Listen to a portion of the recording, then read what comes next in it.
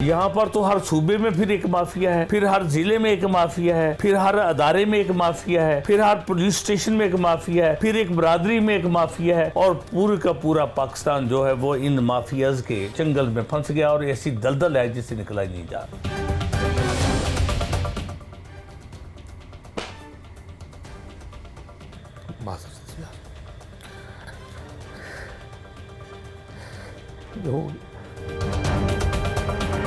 यहाँ पर पर्ची का सिस्टम स्टार्ट हो चुका है। पर्ची भेजी जाती है और उस पर्ची पर अगर भत्ता नहीं पहुँचाया जाता तो पर्ची जिसको भेजी गई थी उसका मर्डर हो जाता है। तो घर वाले भला क्या करते हैं? बहुत ही कम लोग ऐसे होते हैं, निकलते हैं जो उसकी एफआईआर का इंदराज करवाते हैं। ठीक है। उसकी वजह, अगर वो सारे लोग जो एफआईआर का इंदराज करवाने के लिए निकलेंगे बाहर, तो जो उसका मुद्दई होगा, जो उसके गवाहान होंगे, वो बताखोर उनको फिर मर्डर कर देते हैं। ठीक। अब सूरत ये है कि अगर इस नौइयत के 20 केस होते हैं तो उनमें से एक मुकदमा दर्ज होता है। अच्छा, इससे बड़ा जुल्म क्या है? जब पुलिस वो एफआईआर दर्ज करती है, वो जो ऑफेंस लगाती है अकॉर्डिंग टू दी स्टोरी और वर्ड्स ऑफ द एफआईआर नहीं लगाती। वो 302 के ही नीचे बत्ताखोरी भी दब जाती है, वो बदमाशी और अय्याशी भी दब जाती है, और बेबसी जो होती है कंप्लेनेंट की तहरीर से और दफात से बिल्कुल वाज़ेह हो जाती है। जब उसके ऊपर लिखा हो जाता है कि मेरे भाई से इन्होंने इतना बत्ता मांगा, भाई ने बत्ता नहीं दिया, मुल्ज़मान आए और उन्होंने फायरिंग की, एक को कत्ल कर दिया, इतनों को ज़ख्मी कर दिया।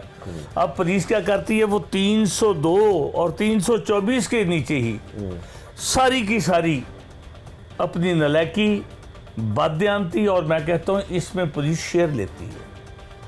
अगर बत्ताखोरी की सिर्फ दफात लगाकर यहाँ पर ट्रायल शुरू कर दिए जाए तो जो एंटी टेररिस्ट कोर्ट्स हैं उनके पास करने के लिए काम भी आ जाए, लेकिन पुलिस नहीं लगाती जराइम का।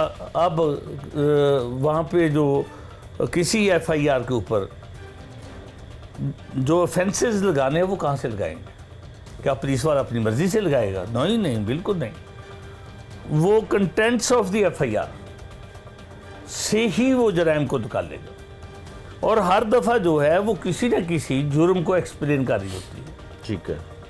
लेकिन जब किसी का मर्डर हो जाता है, जैसे मेरा, मैंने एहतजाज किया इस पे, ये दफात भी बनती थी, तो उन्होंने कहा कि चौधरी साहब तुसी 302 भुगतो, तुसी कहते छोटे छोटे जुर्मां च पै गए। ये हालात हैं इस वक्त लाहौर के। पहले तो बातें पैसों की होती थी भाई,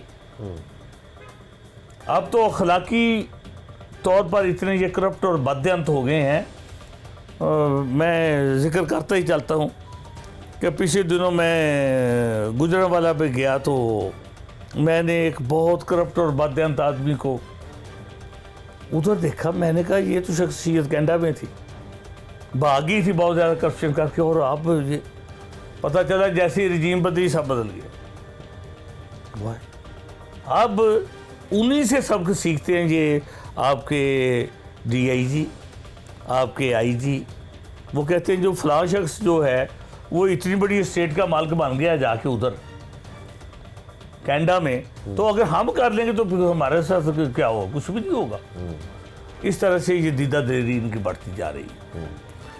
और जहाँ तक ये कहते हैं कि इंसाफ होगा, उनके नज़दीक इंसाफ यही है कि सबसे बड़ी नाइंसाफ़ी हो जाए। वो मीनिंग जो है बदल दी है उन्होंने, वो उसकी बात को बिल्कुल उन्होंने बेतरतीब कर दिया। अब इंसाफ इंसाफ इंसाफ इंसाफ, वो जो मज़लूम पिसता जाता है वो आस्ता आस्ता अपनी ज़ुबान आवाज़ दबा लेता है। इसके बाद एक और काम होता है, आप देखिएगा किसी जगह पर ये वाक़यात हो जाए, अगर कोई मुस्तगीस उसकी पैरवी करने के लिए निकले तो पहले तो उसकी बेबसी मुस्तगीस की और गवाहों की ये होती है कि पुलिस नहीं सुनती उसकी। उससे अगला स्टेप ये होता है पुलिस की हलाशेरी के साथ वो कहते हैं, पुलिस मुल्ज़मान को पुलिस वाले कहते हैं तू भी कुछ करना, फिर वो गन्ने लेकर आ जाता है, बंदूकें तान लेता है आकर।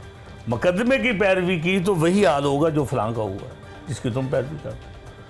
अब क्या किया जाए? उस मुकदमे से जान छुड़वानी बेहतर है, जान है तो जहान है, ये फार्मूला ही चलेगा। या फिर कोई बेवकूफ़ मेरे जैसा पागल आदमी जो है वो कहेगा नहीं भी जो वो मरे थे, मैं भी मरने तैयार बैठा हूँ, लेकिन मिलना उसको भी कुछ नहीं है।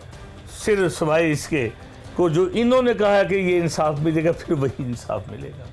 वो इंसाफ नहीं मिलता, वो बेबसियाँ होती हैं, बेकसियाँ होती हैं जो इंसान के